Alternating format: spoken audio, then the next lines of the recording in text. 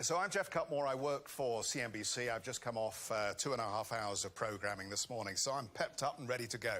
And I hope you guys are as well. While our panelists are sitting down, let me just share a quick anecdote with you. CNBC has an outreach program to schools that are local to us in London, and quite often we have interns that come in or people that just come in for work experience. We had a young lad come in. He said, very interested in television, think I have an opportunity in television. What do you think? And I said, well, I don't know. Come and have a sit in the control room. That's where you see all the broadcasts go out. Come and have a sit down. I do a 3-hour program, first thing in the morning from 6 till 9. I'll do the first hour and then we'll have a chat. So he came in, he sat down, young lad, you know, Gen Z, very kind of just starting to stumble into the light and see how the world looks, coming from a public school background. When I say public school, I mean it in the old sense, not the British sense. But you know what I mean. And so I did the first hour of programming, all went swimmingly, went into the control room, wandered over to him, said, so what do you reckon? He said, well, I'm a bit new to this, but I think I can take the second hour. And I said, well, I love your ambition. It's not quite how it works, but it is great to know that there are still young people who are very enthusiastic about the opportunity, want to seize it, and as much as we sometimes complain, it is clear that there is a generation coming up who are very ambitious, very eager, and they just need the right skills and training to fill the jobs available and to start businesses and to develop their careers. But what a strange time we've gone through. Pamela just shared a word with me that I've never heard before, so thank you very much for that. But it's a labour market term now, resenteeism. Resenteeism. People that resent coming back into the workplace after working from home, or quite frankly, they just feel they've lost purpose. So I hope you don't feel any resenteeism about being here this morning, particularly after what you've heard on the panel, because I think you're going to really enjoy this. But let me just share some other terms with you, which I think are extraordinary as well. Labour hoarding, quiet quitting, you may have heard that one. The Great Resignation, career cushioning. All of these phrases have emerged in the post-pandemic labour market. All terms now that we hear a lot of in, say, developed economies. And we've got this extraordinary situation where millions of Americans have just quit their jobs. I can get another one. It's not a problem. This one doesn't fulfill my life purposes. Priorities have changed and there are opportunities available. So why not? But we know that's not true everywhere in the world. For low and middle-income countries, the scarring has been extreme. And the ILO's own data on this is very clear.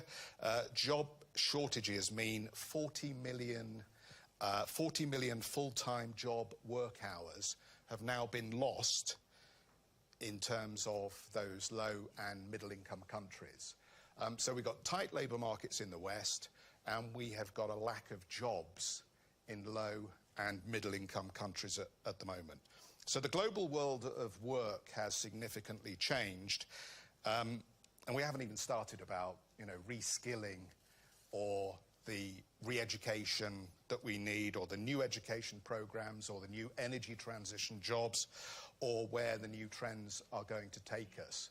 So we've got a lot to cover, so I'll stop talking at this point and I'll introduce our panellists, because I think you will recognise them all, I'm sure, but this is the way panels work. So I will just do this very quickly. José María Álvarez-Pallete is the Chairman and Chief Executive of Telefonica, and hopefully is going to tell us a lot about what Telefonica is doing in terms of reskilling. Pamela Coke-Hamilton, who shared that wonderful anecdote on resenteeism, although I'm sure there's none of it in the ITC. None of it, is the Executive Director of the International Trade Centre.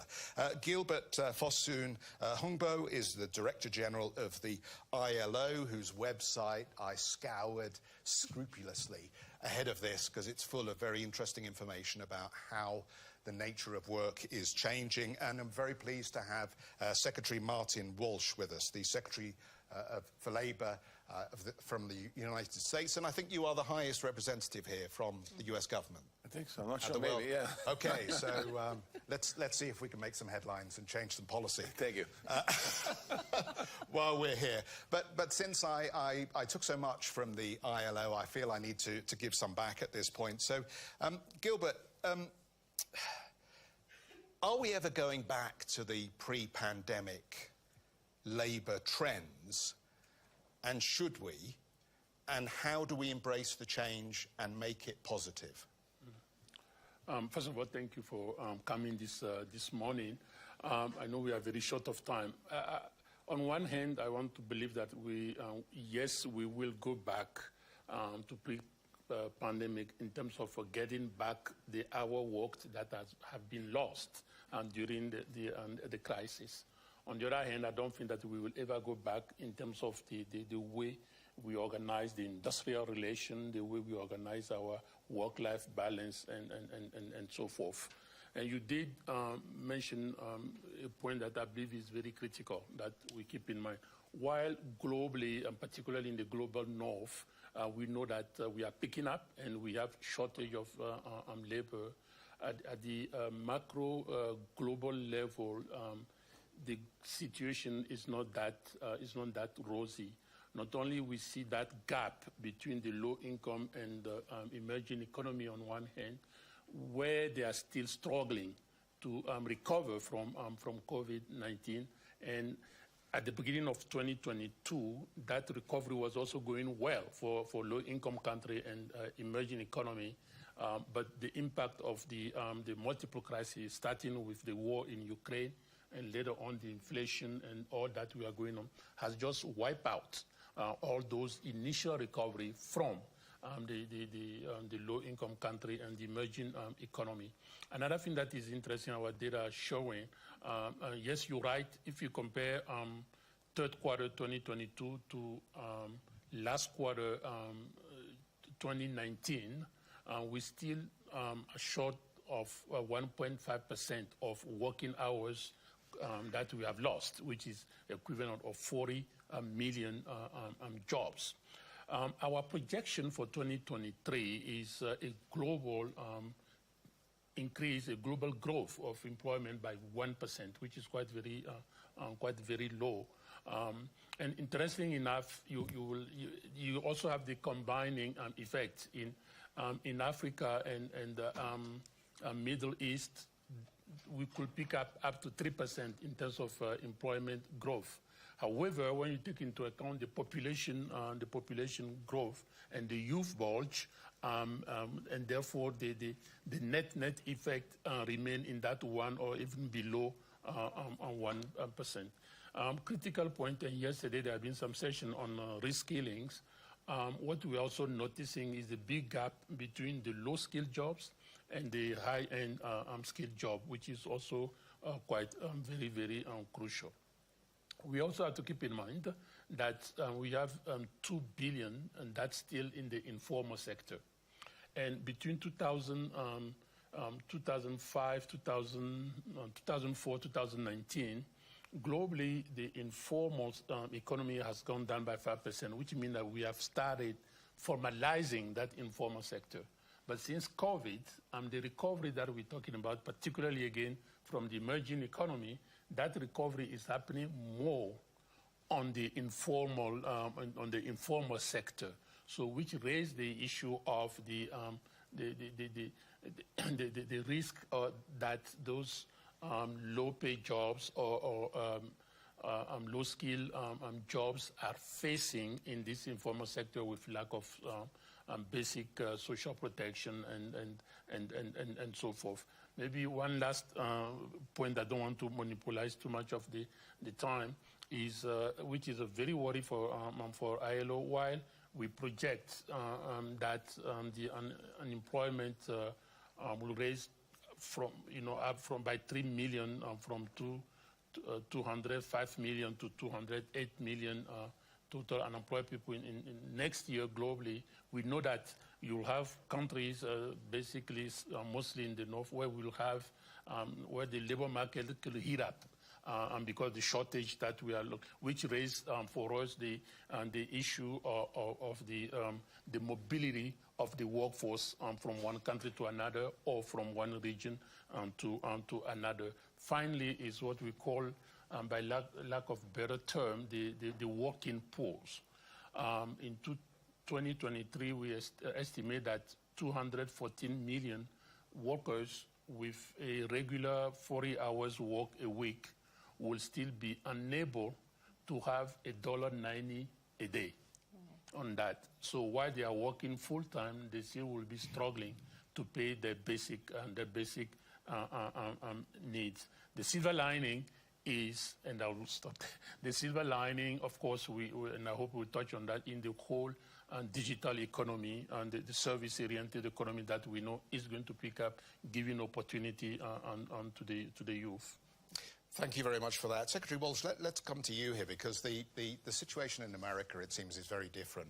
You've got a very tight labour market. You've got millions of Americans who feel comfortable about walking away from their jobs at the moment.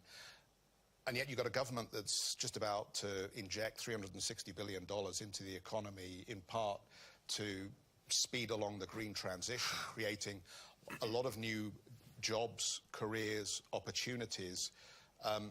One, is there a problem with the nature of work in America that so many people feel they've lost purpose or dissatisfaction, or they have dissatisfaction with the level of compensation? And how do you fix that? And two, where on earth are you going to get all these workers from for the new green transition jobs? No, thank you. Thank you, and thank everyone for being here this morning as well. I think that just to kind of piggyback on the previous question, just part of it, the workplace is going to be very different, and I don't think it's going back to what it was pre-pandemic. Whether the work site, the idea of work, and how we move forward here. You know, I spent time as mayor of Boston for 7 years. I did a lot of recruiting companies into the city of Boston. Worked with colleges, universities, you know, built on our workforce development programs to create pathways into tech jobs that for people that didn't have necessary college degrees, and understanding that equity needs to be at the front and center of this. Become the Secretary of Labor, 10.5 million people out of work, getting people back to work. So to answer your question, I think there's a couple things. Right now in America, the unemployment rate is 3.5%. The labor participation rate is roughly 62, 63%. It's not quite where we need it to be. We need to get that number up. And we also need to, we have lots of folks in America that working in mediocre jobs, meaning they're paid mediocre and they feel mediocre pay. They're not quite in the middle class. They want to get in the middle class. So the future is this. I think there are a couple things. Number one is we're doubling down on apprenticeships. We're doubling down on workforce development, job training. We need to make sure the systems that are in place are actually going out and recruiting people into industry in America, new industries, making sure, or even existing industries, making sure that we're working with governors and mayors and local governments. We have to do that. And at the end of the day, when you go through a job training program, there needs to be a job there. That's why we're looking more at the apprentice model. When I leave here today, I'm going to Austria to meet with some companies to talk about the apprentice program in Austria. I know that here in Switzerland there's apprentice programs. They're set up differently than what we have in the United States of America. In America, we think of apprenticeships as the building trades, you know, and I come out of the building trades, and it's a great pathway. So we're going to really looking at apprenticeships. We're working with large corporations in America to think about, you need to think about apprenticeships. So I think that that's a way in. That creates an opportunity for people that might be in a low-skill, low-wage job today that have an opportunity to get into one of these green jobs that should be paying well. You know, so there is that opportunity. There are people out there, as we said backstage, there are people out there, we just don't know where they are. And I can't quite, you know, I don't have the fancy lingo to say, well, this is why they're not coming back to work, you know, because they still have a trust fund. These folks don't have trust funds. And I think a lot of these folks, you mentioned, I'm taking words out of your mouth now, some millennials might not be coming back to work, but we do have to, I think that what President Biden is focused on, creating an economy that works the middle class, the bottom up and the middle class out, really, we have to do a better job. And when I say we, myself, the administration, the elected officials, of letting people know what that really means. Because I think people see, you know, the infrastructure bill, the Inflation Reduction Act, the CHIPS bill, they hear all that, but they really have no idea what that is. And they don't equate that that's actually a job. And we have to make that connection there. So I think that's one of the things we have to do. And then also America has, this is your headline, America has to really, we need immigration reform in America. You know, America has been a country that's always depended on immigrants. And you know, right now we don't have a good immigration policy. And I'm not talking about the southern border down by Texas. I'm talking about immigration policy. I'm talking about students that come from countries around the globe and go to America to get educated, to my city and other cities. And if they're not fortunate enough to get a visa, they get sent back. So we really need to look at immigration reform. And unfortunately, in a lot of countries in the world, immigration has become one of those hot button issues, and it really shouldn't be. Is that going to happen now that you've lost a house? I don't know. You know, there was a lot of. I think that a lot of businesses, every business I talk to in America, big business, when I bring up immigration, they're all for it. And I said, you need to start this conversation. You need to have these conversations because, you know, I think that the threat to the American economy, long term, is not inflation. It's immigration. It's not having enough workers, as you said. I mean, all these jobs are being created. And forget the jobs being created. There are jobs available right now in the United States of America that we don't have enough people for. So it really is about reskilling. I'm going to talk about we talked about the reskilling revolution yesterday.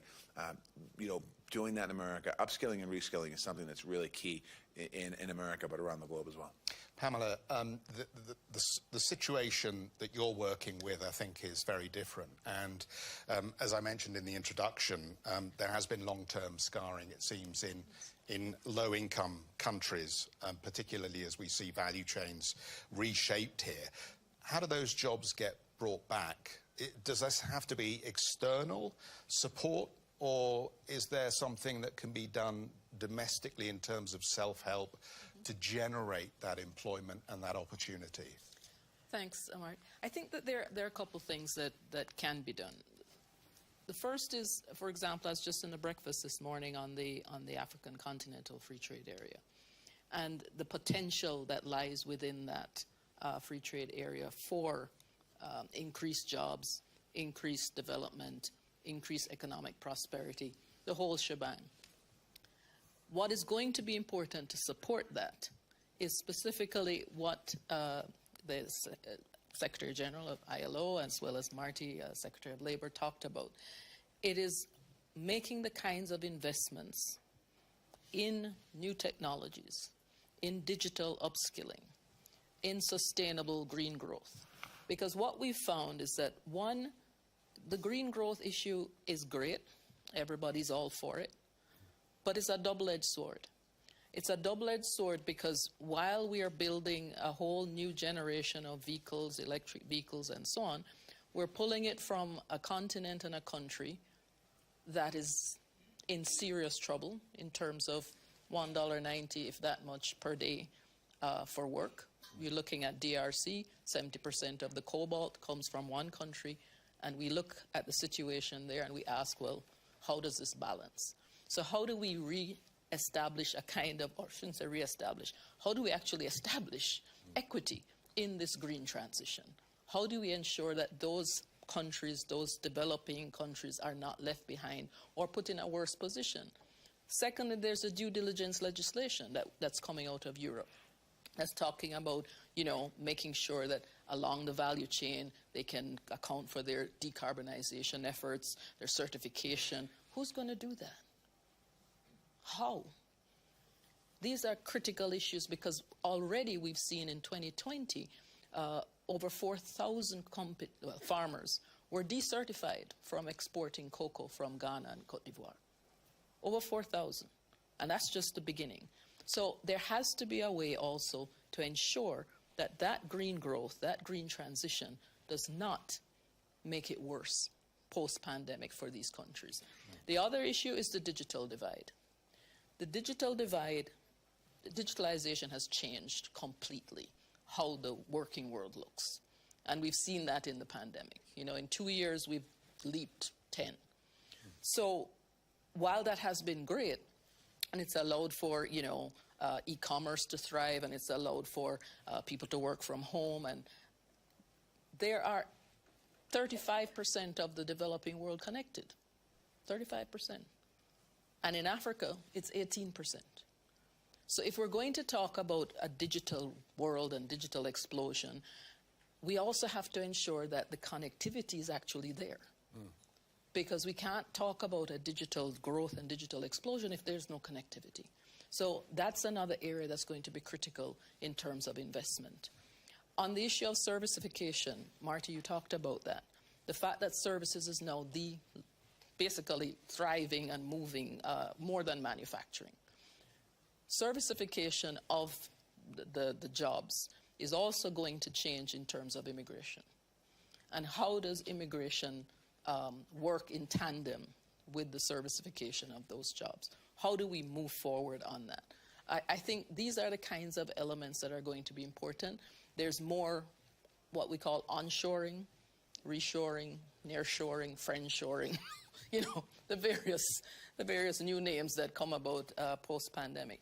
But the point is that more and more countries are beginning to look closer in. And how is that going to affect jobs? How is that going to affect workers?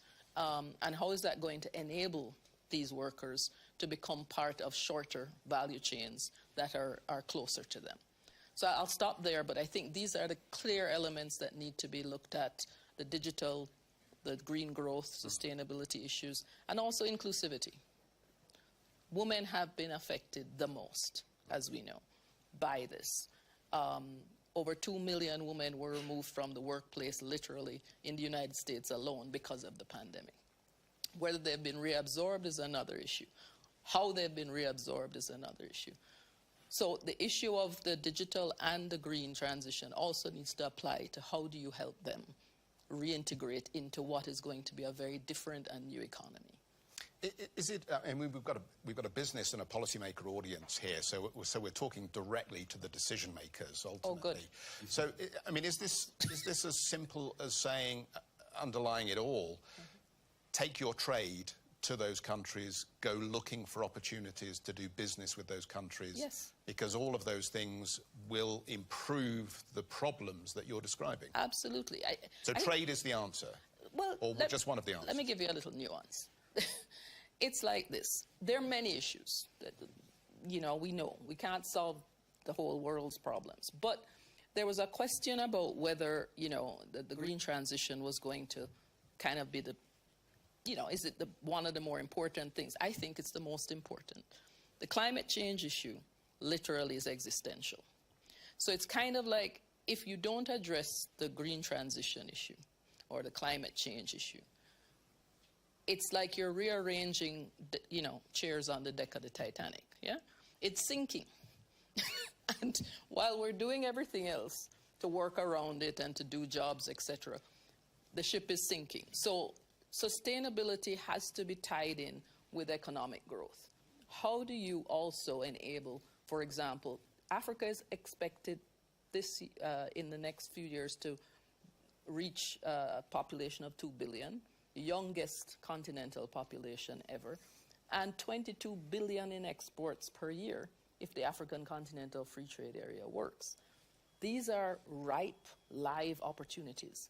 And there is nothing more, I'd say, energetic than a young person on a mobile phone.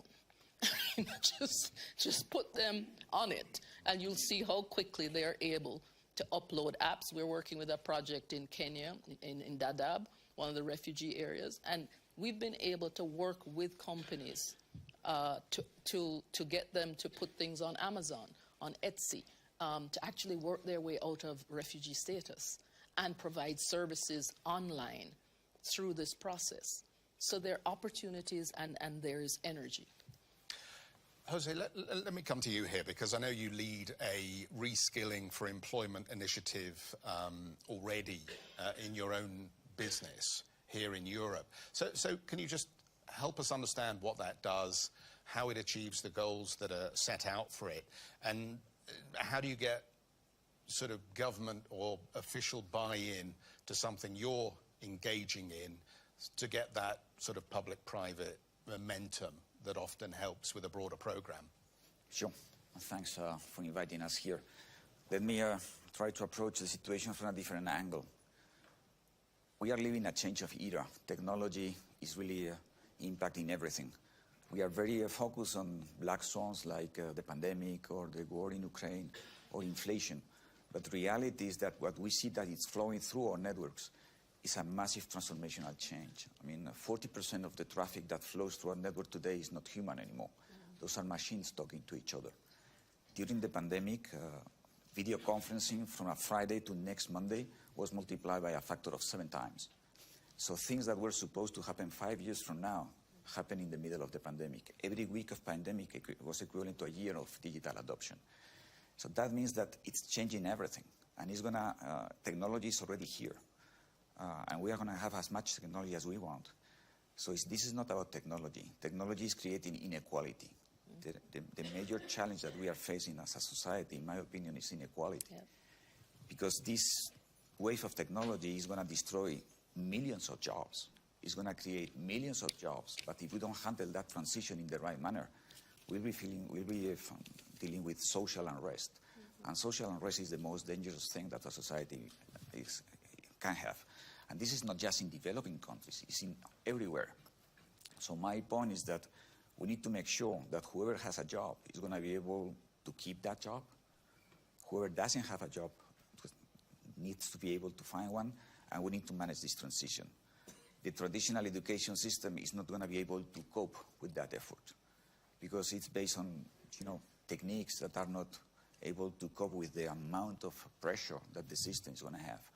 So we need new ways of doing, and the public-private partnership is an ideal one. In our case, in the case of Telefonica, we used to be a traditional telecom sector. When you deploy fiber and 5G, what you run is no longer a telecommunication network. You run a massively decentralized supercomputer. The skills that were needed to do one thing are different than the skills that you need to do the other thing.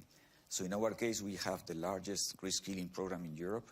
We are reskilling, as we speak, more than 16,000 people using technology. And what we are proposing is to apply these new technologies to cope with the big problem, the societal problem. So I think that public-private partnership is essential. At the level of Europe, there is 10 million people unemployed, and there is 5 million jobs that are vacant because people don't have the skills. In the next 5 years in Europe, 20 million new jobs are going to be created in digital transition, but also in artificial intelligence or in the climate transition. So for me, technology is at the root cause of the problem, but it's at the root cause of the solution as well. So public and private partnership are essential. I think that at the level of Europe, we have a program called Reskilling for Europe that we are running at the level of the Association of Business Leaders in Europe, and we aim to create 1 million jobs in the next 2 years and 5 million jobs reskilling program in the next 6 years. So it can be done. But this is not because of the pandemic, this is not because of the war in Ukraine, this is not because of inflation. This is because there is a massive impact of technological change that is going to be here for good. And, and technology in itself doesn't have values. It depends on what we do, how we use technology, and which values we want that technology to be framework in. And I think that inequality is the problem and the one that we should tackle, and reskilling. And technology is part of the solution. Mark Benioff was here, I think, at a WEF or two back and said capitalism's dead, which I think, he always likes to say something fairly outrageous. But in essence, there is something going on here that is giving governments more control and the ability to spend more and take on more responsibility.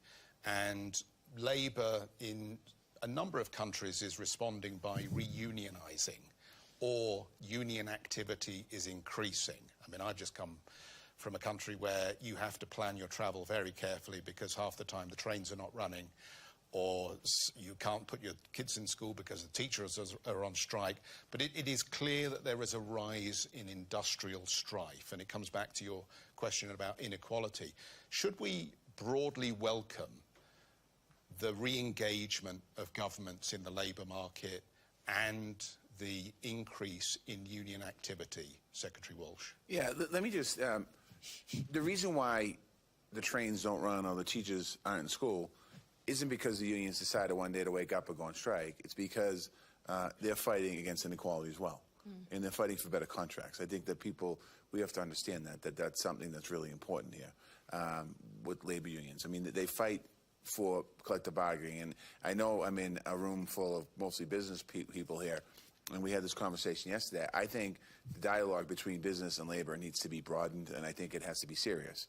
And I think that there has to be more conversations about what labor unions are advocating for and fighting for, and what companies are looking at and fighting for, and not have the CEO not have a conversation with the president of the union, and then have, you know, the human resource director. This happened yesterday. One of the companies was talking, human resource director talking to the union. Well, it should be president to CEO just to understand what's going on moving forward. So I think that I just wanted to throw that in there.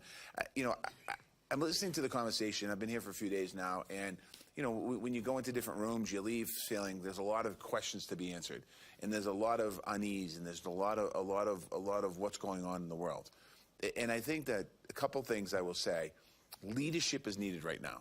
And when I say leadership, I don't necessarily mean political leadership. I'm talking political leadership, business leadership, nonprofit leadership, union leadership. Like, we need leadership. Inequality is one of the biggest challenges. Wherever you go, whether it's in Africa or America or wherever, inequality in America and the African-American community in America is underemployed.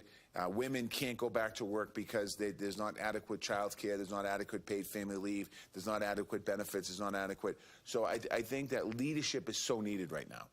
I think that inequality can be addressed finally.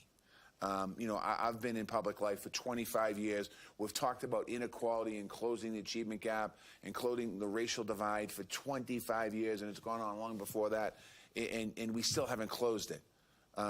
We had George Floyd get killed in America. There was somewhat of like a revolution in America. We're going to be different this time. Well, you know what? We're not. And I think that right now, you know, the pandemic was brutal. When I was the mayor, we shut it down, the city down. Never in my wildest imagination, I think, as mayor of Boston, I'd be shutting down my restaurants and my schools and my businesses, and I'd be putting a curfew that people have to be in the home by 9 o'clock at night. And I never thought of that. Coming out of that, the last 2.5 years, we've had a lot of feelings and emotion. Let's make sure, as we continue to move forward, we come back stronger. Let's tackle the issues in America, and let's tackle the issues in the world that we've talked about forever. And it's time for action. It's not time for talking. We know the problems. We know the challenges. We have a lot of ideas and solutions. Let's implement those solutions, and let's stop talking about it. I think that's what this at this moment in time needs. And I think it'll address a lot of the issues on the stage today. I'm happy to pass this question down. Anybody who wants to speak on this, Gilbert? Yeah, I mean, I can't help by jumping in here. And first of all, wholeheartedly agreeing with Secretary Walsh. What we are observing, not only the reunionization is going on, but they are not, the union are not just fighting for a better pay or like this. That dynamic is also changing. They are looking at it inequality or inequities. What are the difference? You know, the traditional problem, okay, how much is the CEO earn at the end of the month? How much is the lowest pay in our? We have seen some movement in countries where the company's employees are maybe some of the best pay at the national level, yet they were in the street because of what they believe is unequal repartition of the gains coming from the windfall profit that we've seen from the energy sector. The other side, those movements that we are seeing is also in a non-unionized world, and that you also see emerging. So the social dialogue that Secretary Walsh was referring to, for me, is really essential, because the same union, they also don't want their business to go out of business. Let's be also very, very clear. So, you know, when you take a step back, and I really appreciate when you're coming back to the just transition and the practical effects, essentially, if you want to be blunt, we just cannot look at the environment as on a silo basis. You cannot look at the economy as a silo.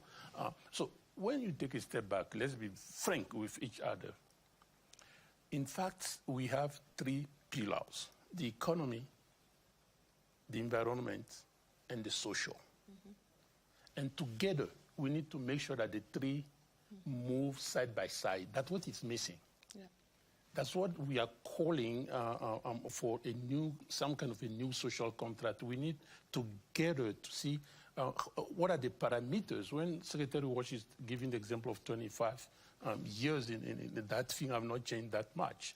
And what you're talking about the U.S., you can just put that from the global world. Worst, it has, this is the gap is widening. And starting with the technology gap. So at one point, we need to put all of it together. The policymaker, you say, the business community, the multi-bilateral, all of us, to really put new way forward, the way we want to share our life. Just before you come in, Pamela, I'm going to open this up for questions. So have a think, something you'd like to ask. We'll get a microphone to you. And if you stand up when I point to you, that would be great, because then they can film you and make sure that everybody out there gets to see who asked the question. Pamela, you wanted to come in? I just wanted to say quickly, this comes back to one of my fundamental issues, is that inequality is systemic. And that's the root of the problem. That when something is built in as a system, you have to literally rip the system out. And a lot of people aren't willing to do that. And so the first decision we have to make is, are we willing to change and challenge the systemic inequality that's built into how the economy works? I think that's one thing. The second thing is, once we've decided that we want to do that we want to have this tripartite partnership, that we want to have this engagement, labor, policy, the CEO's business, then we also have to be intentional. Because it's nice to have talks, We're great at it. We can sign things and have wonderful sessions, and we leave here Friday and everything is all good. But we have to be intentional about what are the mechanisms that need to be put in place to actually break down the inequality that exists and to put the resources in order to build back for those who are in a place where they shouldn't be. I think that's the only way that we're going to be able to do it. And those have to be specific, they have to be measurable, they have to be timelined.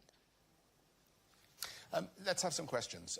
So I saw your hand go up first. Let's get a microphone to you. And yeah, if you could stand, and then the cameras can find you. I'm Stu Eisenstadt. I was President Carter's Chief Domestic Advisor and Ambassador to the EU in the Clinton administration, and I want to address this to Secretary Walsh and Mr. Álvarez. One of the things I took away from my time in Europe, and I'm so glad you're going to Austria, in the United States, those young people who are not college-bound are forgotten. And we talk about inequality and mediocre jobs. It's because we spend all of our educational resources on getting kids to college. Those who are not on college track, we spend nothing. So the apprenticeship program works in Germany, it works in Austria, it works in Switzerland. It gives kids training and jobs. They get temporary jobs on the training, and they get permanent jobs oftentimes afterward. It's a wonderful way of building. And so this is a serious effort. And in Germany, companies pay most of the costs, not the government. So I'm very pleased that you're doing this.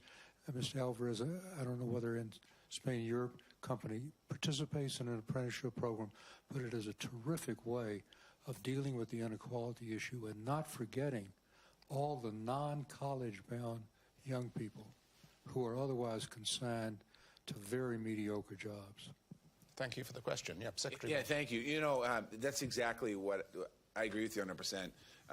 When we have to put our young people on a pathway to college or a pathway to a career. And we can't do both. And for the last 25, 30 years, we've focused a lot on college in the United States of America. And I think that is, in some ways, impacting us today with lack of workers and lack of skill in some ways. So I think that the reason, and I'm glad you brought up that in Germany, the companies pay for apprenticeship. Companies need to pay for apprenticeship because that's where the loyalty to the company comes. And I don't think it should be, I think government should have an investment in it, there's no question about it, and set up the systems and the plans. But we have to, in America, and more than just America, the idea of what happens in Germany, in Europe, is really amazing. I have cousins in Ireland and cousins in England, and a lot of them went into apprenticeships. And they came out of school, they didn't go to college, they went to work, and they're in careers today. Their same cousins in America had to go to college or they didn't go into career, so we have to do more of that. I agree with that. Thank you. Jose. Yes, for sure. I think that apprenticeship is essential, but I think that there is another angle. We tend to approach this situation with the traditional mind of the traditional educational system. I'm going to give you another example. We brought to Spain a thing called School 42. In School 42, you don't have teachers, you don't have classrooms, you don't have an official title at all. You learn to code by learning through your colleagues, and you don't have any recognized title at the end. And yet there is no unemployment out of 42. The first wave of 42 places that we published was 300 places, 17,000 people applied. And it's a non-official title.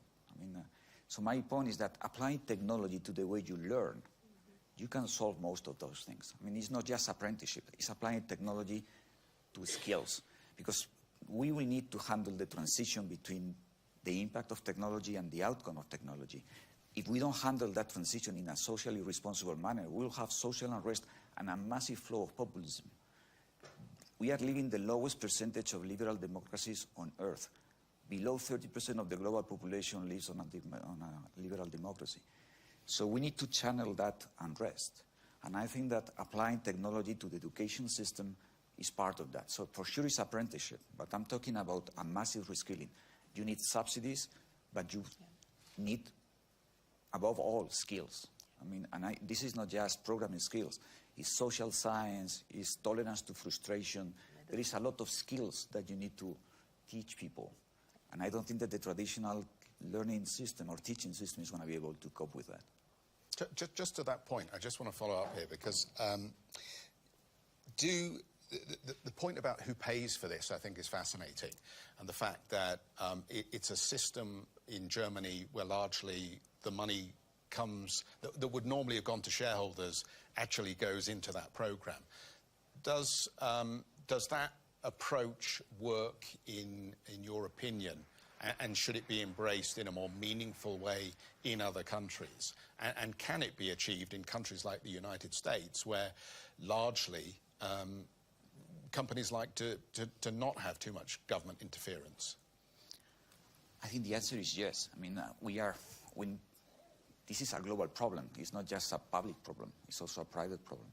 So in my opinion, reinvesting part of the funds of the company in addressing the problem, it's a good use of our funds. And through our foundation, we are doing 42, and we are participating in this Reskilling for Europe program. But I think that in our own business, daily business, we are reskilling 16,000 people, because we know that we will need different skills 3 years from now, and the best people to fill those gaps is our own people. But we need to make sure that they are able to manage the transition. They need to diagnose themselves. So what are the skills gap that they have? We need to provide the tools for them to fill those gaps, and then we need them to apply for the new jobs. If we don't do that, we will be firing huge amount of people and hiring huge amount of people. Yeah. This is totally inefficient. Okay. I saw a lady's hand go up here. Do you still want the question? Yep. Well, let's get a microphone to you. Go on. Hi, good morning. I'm Brooke Hadid. I'm a member of the Global Shapers community representing the Port of Spain hub in Trinidad and Tobago. Mr. Cutmore, to your earlier anecdotes, I'm one of those younger millennials that actually changed jobs during the pandemic. I now work in Washington, D.C. for Social Finance, which is a national nonprofit that does impact investing advisory. Our work has really expanded since the pandemic in workforce development, particularly the instruments such as career impact bonds, paid forward funds. And, to your point on how this is going to get financed, apprenticeships and employer-backed schemes are very important. But I also want to hear from the panel, how can other instruments such as outcomes-based loans and income share agreements that shift some of the onus from students to training providers be expanded, not just within the US and other developed countries, but to developing countries as well? And also mentioning circumventing the gaps in the traditional educational system, how can we increase the availability of high-quality training providers, again, not just in places like the US, but in developing countries as well, where there's going to be a huge gap in terms of educational levels of attainment, not just at the student level, but at the teacher level as well. Okay, great question. Pamela, can I start with you on that? Sure. Well, let me start with and I'm glad to hear a Trini accent. Let me start with the issue of, you know, the reskilling and how is it we're going to, for example, work with companies to see retraining and investing in people or in students as a plus for them. Because at the end of the day, businesses are about money. We know this, right? I mean, it would be nice if everybody just loved everybody and, you know, we all hugged and got along. But the point is, we know that it's about money. But I think if they also understand that investing in, building in new methods of education, I remember, I'll give you an anecdote. I know it's late, but I grew up in a little town in Jamaica called Mandeville. And Mandeville, small, didn't really have anything going on until we discovered bauxite, 1950s. The entire town and education system built into Mandeville. They built the high school's technology lab. And this is in the 1970s. But they saw what that was going to, and it transformed everything about how our town worked, about the education system and the readiness for future work, about the kind of skills that they needed for the bauxite company.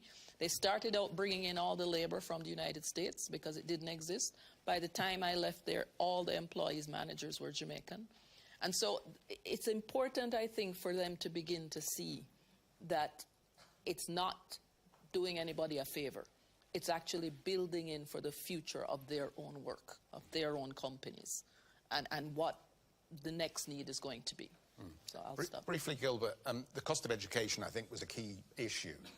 And is there a way in which the ILO believes that somehow the burden of paying for that should be shifted away from the student and taken up more either by governments or by private entities that are in the sectors that those degrees or qualifications are focused on? I hope I'm not going to make cause problem, but what I'm going to say, education should be free, punto. Education should be free, punto. And, you know, back to what the CEO, Álvarez was saying, and also you mentioned it. Right now, we're talking about the digital, but we keep forgetting that the connection is not there. Exactly. on that. So even before you talk about having access to a loan, you need to know if you have an access to a bank account. The students don't even have access to a bank account in a lot of countries, and to start with. And, you know, one time in my career, I was Prime Minister of my country for 4 years. And, you know, I was coming from the UN system, New York, you know, everything wrong, so we can criticize the New Yorkers, but, you know, we know everything wrong very well. You know, I arrived to my country, crisis, post-crisis circumstances. And to access primary school, you had to pay in local currency 1,000, it was equivalent of $2 a year, $2 a year. So we decided to really cancel that, to make it free. By canceling the $2 a year fees, the attendance grew up by 15%. Just particularly sending girls. 5 years later, when we canceled that, the secondary, you know, equivalent of grade 7, the secondary, we see another jump. And I think it is really an investment. And plus what most of you, Secretary Walsh and others say that if you look at what the German and the Swiss are doing in Austria in terms of the apprenticeship to make sure that it's built into the cost of the business. I think the business in Europe are quite used to that, so it's not necessarily a major issue. I personally, and I have to be very, very careful, it's not a criticism on the US, I always believe that even in the US, all the youngsters should have free access to education. And that came up during the campaign A few years ago. Yeah. I don't think we'll get a dispute from No, I Secretary agree. Walsh, but you are in a cleft stick at the moment because the loan forgiveness issue is generating a lot of heat. I mean, President Biden heard about that, and you know, when I was the mayor of Boston, I brought in free community college for all students. So you know, that's where we're headed in America. We need to head that way in America in a lot of different ways, and I think that it's important to create a level playing field for all people. And I think our community college in America, I know you were looking for an answer around the country, and I know our time is up, but community college in America is a resource that is underutilized in America.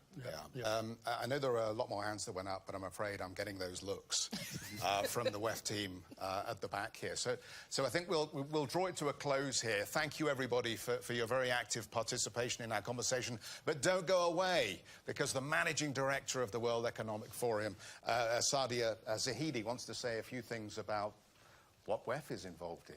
Okay, well, thank you. We are way out of time, so I'll keep this very brief. Thank you for a very rich conversation. I think 3 key takeaways. One, there are very different outcomes around the world, and we cannot talk about the labor market as if it's one and the same everywhere. Second, social has got to be equal to the focus on green and the focus on the economy. And third, there is a new geography of jobs, and therefore we do need to look differently at digital labor rights as well as immigration. To do some of that, there are 5 communities that you may wish to get involved with. The Edison Alliance is focused on digital access for all. How do we actually expand that access is everywhere? Second, the Market Creators Alliance, focused on taking what are commonplace technologies and actually applying them to agriculture, to health, to care, so that we go beyond the focus on only frontier technologies and actually ensure that some of the application of this tech can expand growth opportunities, can expand job opportunities. Third is the Reskilling Revolution Champions that Secretary Walsh mentioned. That is a group that is aiming to reskill and upskill 1 billion people by 2030. Yesterday, they announced that they have reached 350 million 3 years into their work. We need all of you to get involved. Fourth is the Jobs Consortium, focused on job-creating investments and putting in place better labor standards. And fifth is the Parity Alliance, so that equality is embedded into all of these changes. Thank you so much, Geoff. Thank you to the panel. Thank you. Thank you very much. And let's thank our panel in the traditional way. Thank you. Thank you. Good. Cheers.